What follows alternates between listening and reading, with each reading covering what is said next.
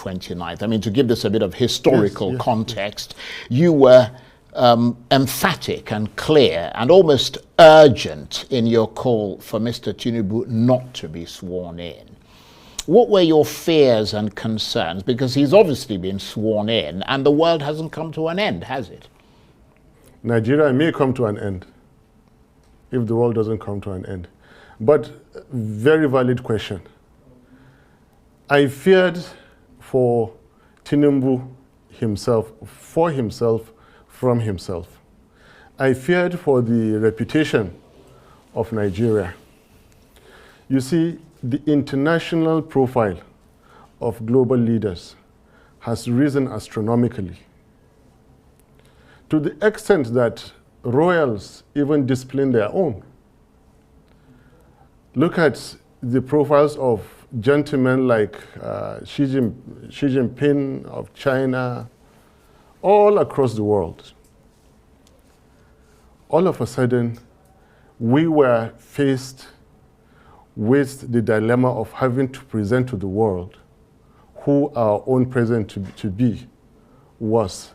And I was one of those who knew that the answers were not good. The whole country would be put to shame. The last time I spoke, I nearly brought Tinubu's ambition to a screeching halt. This is evident by the events that followed immediately afterwards. One minister wrote the DSS on his company's stationery. I don't know how that is possible. And another minister, skipped ECOWAS, skipped AU, and went all the way to Washington to report me.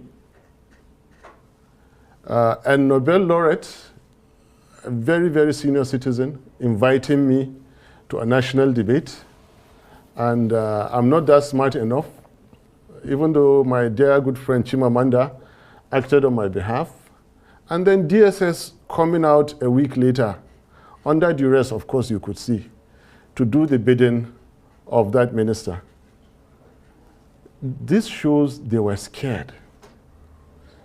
My simple point was that no constitution or any part thereof shall be breached in order to install a president. And if that is done, that presidency will remain unconstitutional. And I remain on this point. I pointedly say he must not be sworn in. They have gone ahead to do it. It is not the first time. Out of 16 heads of state stroke presidents of Nigeria, 9 were not elected. 7 were, out of that 7, 1 still remains challenged, Alhaji Tinubu. Challenged. And that is because of the constitutional breach. Now, my attitude from day one was that, based on experiences, let's forget anything electoral. I know the system deeply. My boss, Obi, knows the system deeply. Let's go for the constitutional point. Yes, of course, there is that issue of the forfeiture. There is the forgery. But the clearest one we could get was on the FCT point. Now, get that FCT point, get him not sworn in. There are at least 2 other constitutional channels while sustaining democracy that we could have followed, but they wouldn't. Right. Well, in that regard, it must have been another aftershock for you then, because both the Election Petitions Tribunal and the Supreme Court have affirmed President Tinubu's victory. I wonder to what extent that has left you personally, politically shaken and unsure of the ground. Point of correction. You're talking about. Point of correction. And this is where I respectfully differ. And it is within my fundamental human rights and constitutional rights to differ. The petition court and the Supreme Court, please quote me on this, did not actually affirm the success of Tinubu's presidency. They upheld the unconstitutionality of that election. And they are happy for it to remain so. And they have the power. Nobody can do anything about it. That is why we said it is an unreasonable show of force. If there was something we could do, we would stop it. But we are law-abiding citizens. That is why I'm here sitting with you today and still complaining. I was not shaken one bit. I will never be shaken by certificate forgery, by forfeited money over narcotics. I will never be shaken by IREV switched off in the middle of the game when they saw us winning. Labour Party won 2023 presidential elections. No doubt about it. They are cheats, they are bullies, and they have taken full advantage of the situation in Nigeria. When you ask me what is the situation in Nigeria, I will go ahead and tell you some fundamental things that say why we are in this situation today. Right. Can I go ahead? Yeah, but let me ask you this, though, yes. Because you're making the point, the points you're making, obviously, as you said, that it's your right to air your sort of yes. assessment, but we are now unquestionably in the Tinubu era, and he's clearly made some bold moves since he was sworn in on May the 29th. What do you think his presidency has delivered so far? Disaster. There is nothing bold or special about making appointments. Anybody can make appointments. Any right-thinking businessman, any public servant can make appointments. There is nothing. People jump over you, pay money, buy appointments. Most of the appointments you see are well, that's an allegation we can't substantiate, of course. Anyway, what I'm saying, there is nothing about making appointments. You should be talking about the Naira has fallen down to 1,250. You should be speaking about 26 Nigerian soldiers that were killed in neighboring Niger State. Something that has never happened in all Nigerian military missions throughout Africa. Nigerian military are dreaded because they are good, they are professional, yet in our backyard they kill our soldiers under Tinubu. What is bold in having your soldiers being killed? To rub it in, they followed with killing another 8 soldiers. To rub it in, villages, almost on daily basis, that is the news, everywhere in Nigeria.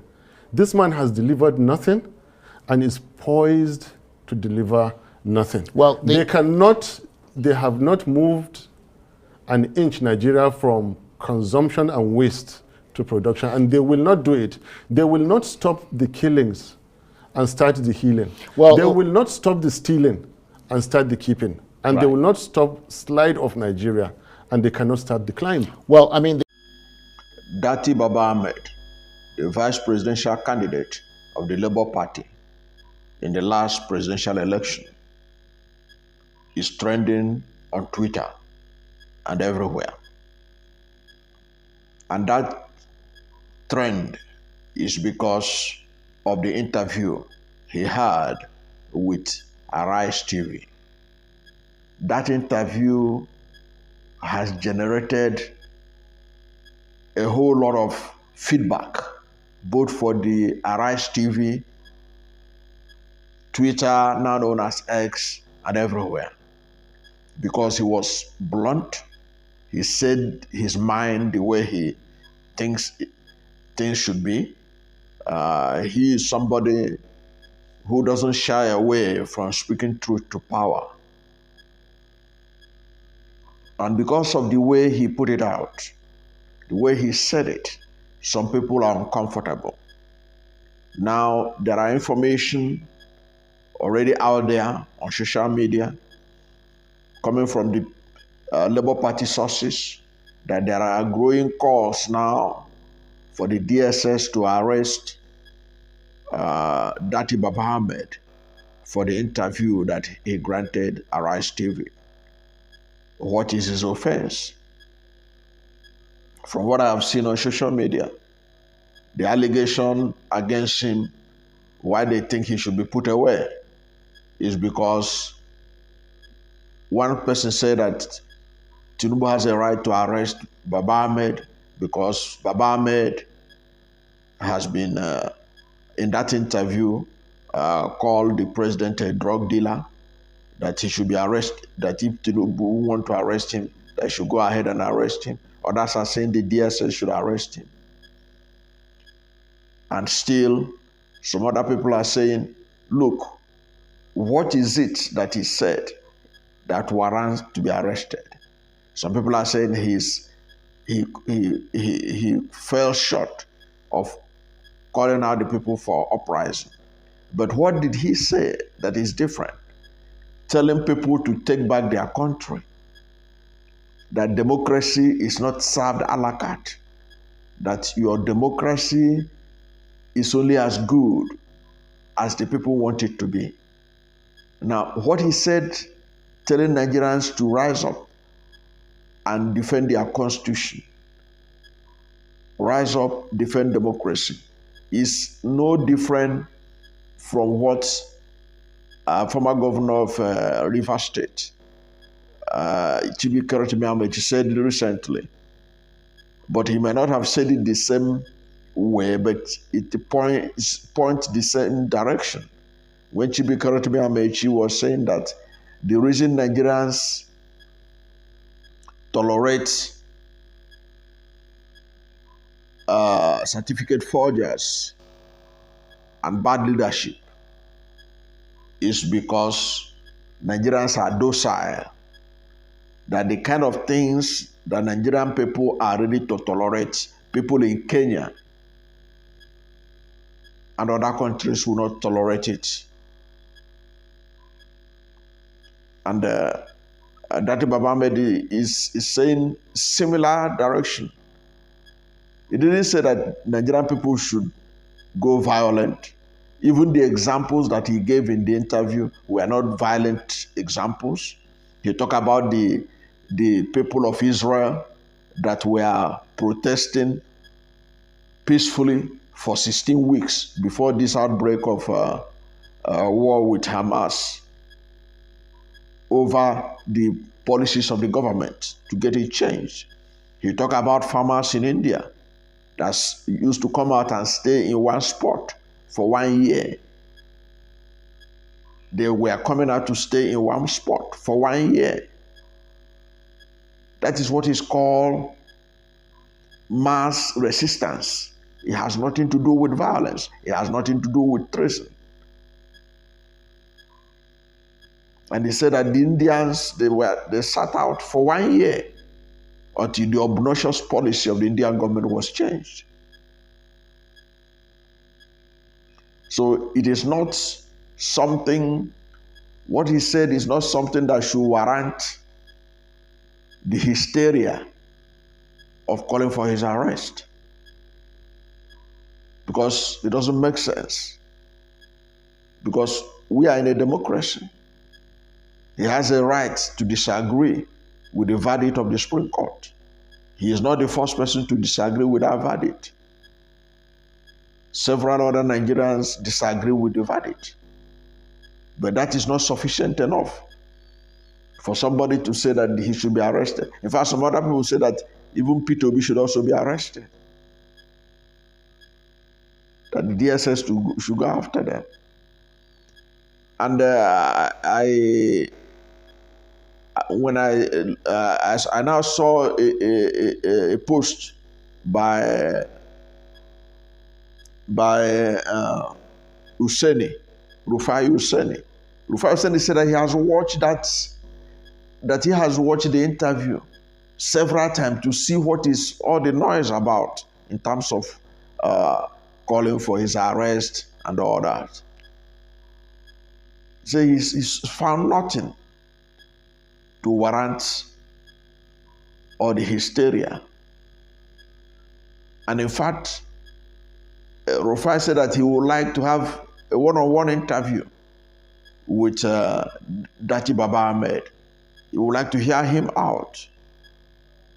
And it will make an interesting conversation between Datti Baba-Ahmed and and the Rufai Oseni, because you can bet that Rufai Oseni will ask him penetrating questions, questions that will add value to our democracy, questions that the response will show that there is nothing wrong in disagreeing with the present situation and wanting a better Nigeria. I think people should stop this constant threat of arrest for Datti Baba-Ahmed. That was how the other interview he had some time ago generated so much buzz. There was nothing they didn't accuse him of. Even the Nobel laureate Wole Soyinka literally accused him of treason and all that. And yet, these are people that claim to have fought Abacha. They claim they fought against military dictatorship. But in a civilian administration, nobody can say a word without being accused of treason, without being threatened with DSS to lock him up. Is that the kind of democracy that Wole Soyinka and co claim they fought for under Abacha? The man was saying his mind. There are many people today in the United States who never believed that Biden is their president. Go and check out Americans in their Twitter handles. Somebody saying that he doesn't recognize that the Constitution was violated in the Tinubu's emergency. It's nothing new. Donald Trump has been saying it for so long about the Biden that it was unconstitutional to have allowed him to be president, that the election was rigged. So it's not a new thing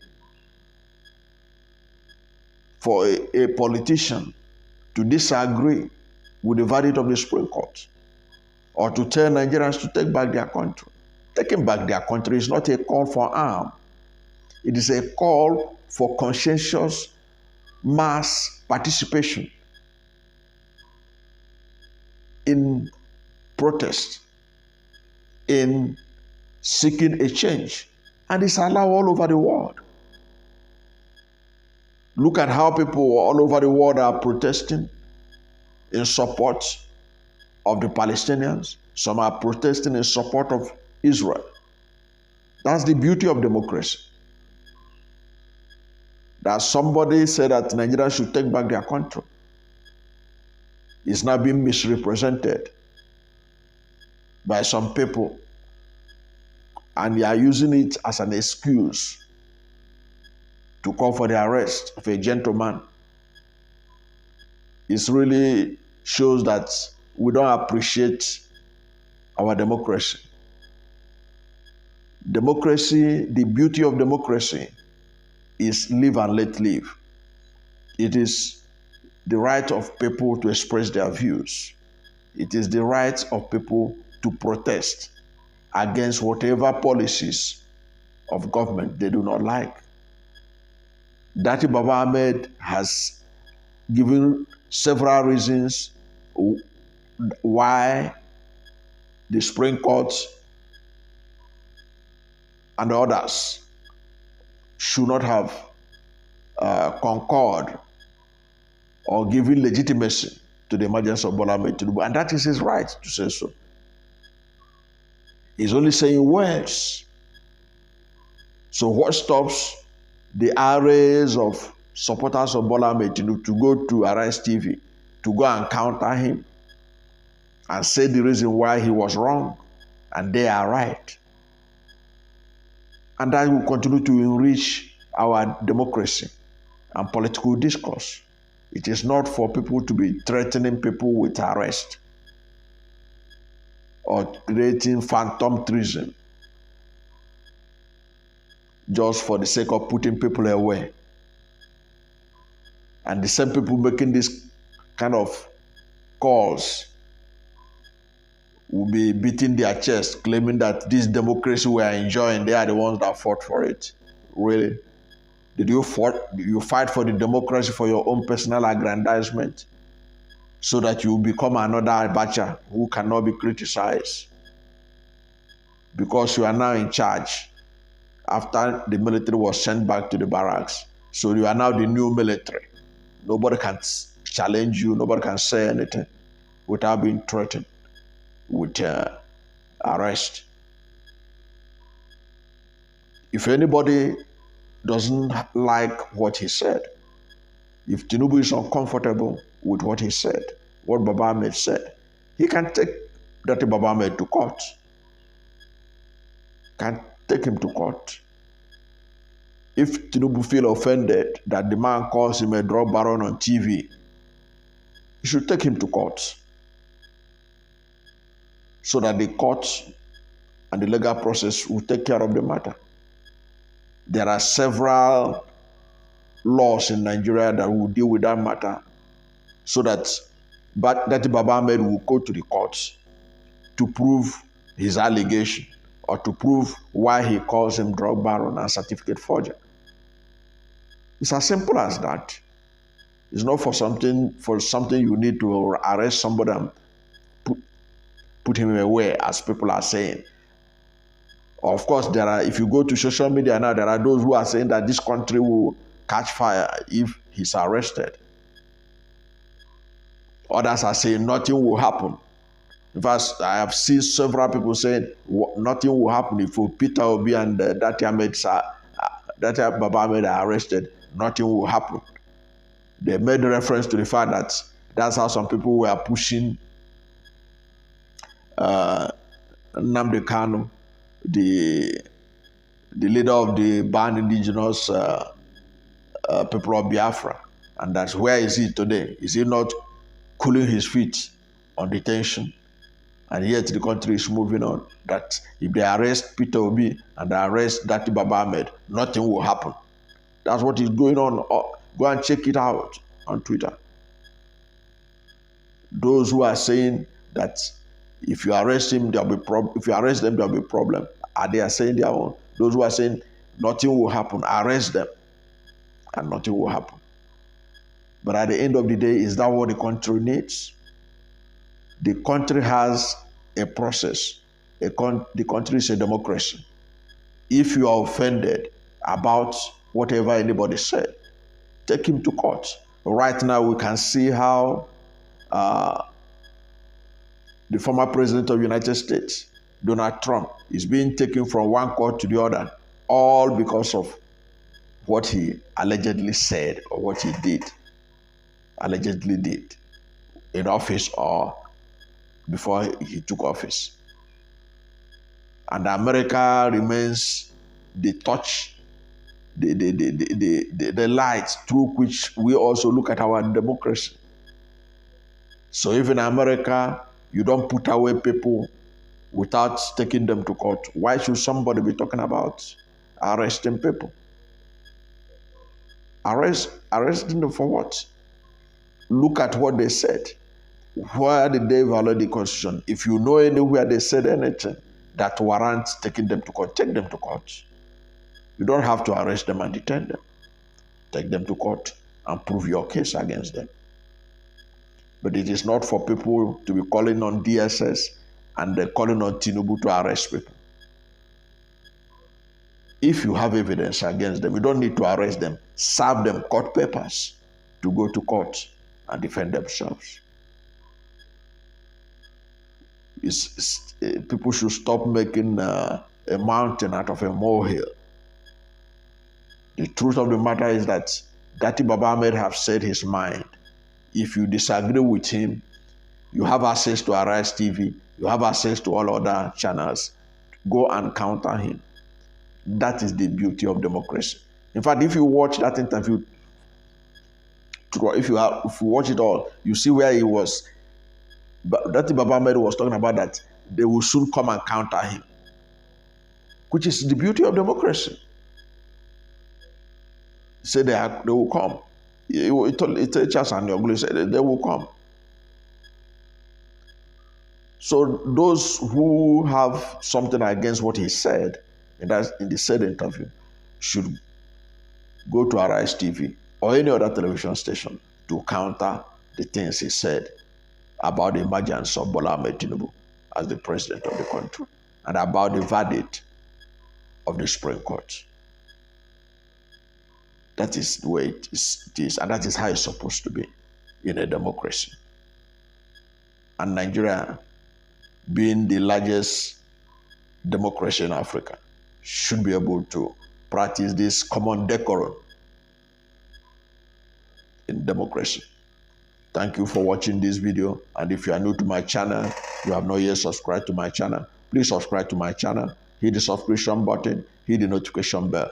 When you subscribe to my channel and hit the notification bell, anytime I have a new video, you'll be among the first to know. God bless you. And please don't forget to like this video, because when you like it, Google will rank it high and recommend it for more people. Thank you, and God bless you and yours.